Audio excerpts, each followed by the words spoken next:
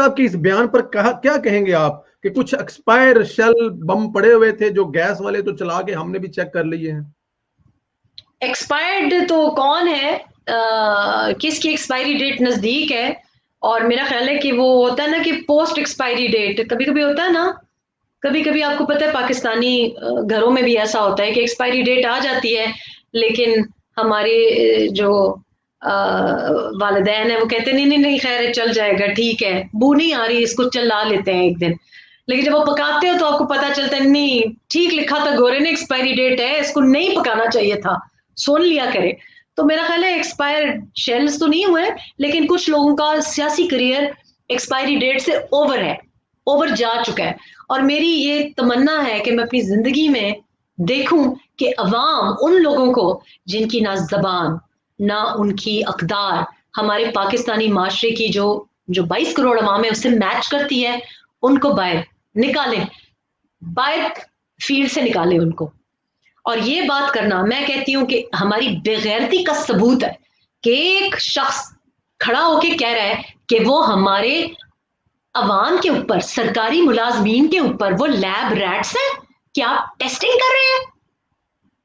Interior minister کی یہ زبان کہ وہ یہ کہے کہ ہم نے سوچا ٹیسٹنگ کر لے، یہ مذاق ہے؟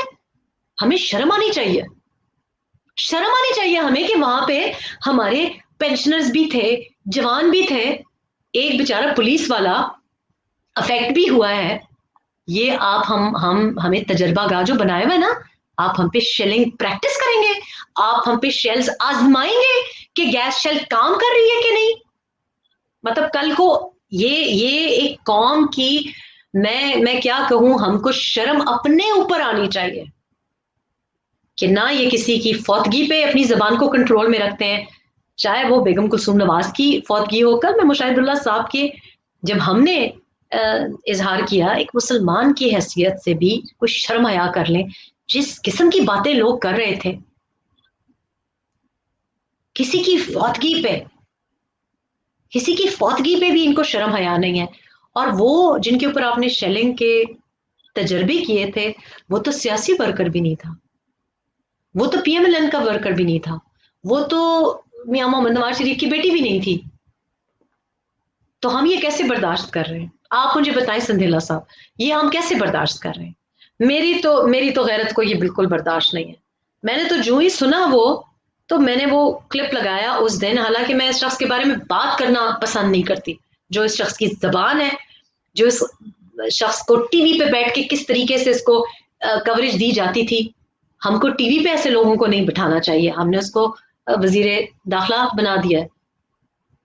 میں نے برداشت کیا، میرے بارے میں بات کی، میں نے برداشت کیا، میرے بچوں کے بارے میں بات کی، میں نے برداشت کیا، لیکن آپ سرکاری ملازم بیچارہ 1 سے 16 گریڈ والا، وہ اس طریقے سے نہیں اے ٹی ایمز پالے ہوا رکھتا نا، آپ گزارا کر کے بتائیں نا، ان تنخواہوں میں، ان پینشنز میں گزارا کر کے بتائیں نا مجھے۔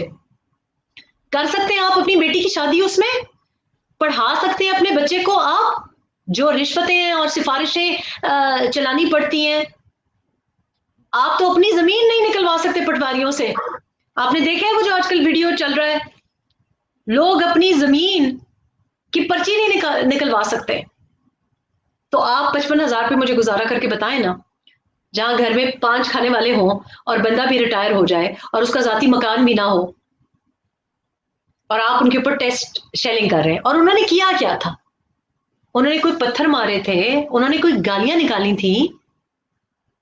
انہوں نے صرف یہ کہا کہ جو معاہدہ کیا ہے، آپ یو ٹرن پارٹی ہیں تو ہمیں تحریری دے دیں، صرف یہ کہا تھا۔ کیا بات کی تھی؟ کوئی گالی گلوچ کی تھی؟ سو اس کے بارے میں کیا کہوں کہ میں سمجھتی ہوں کہ ہمیں اپنے اوپر شرم آنی چاہیے۔ بالکل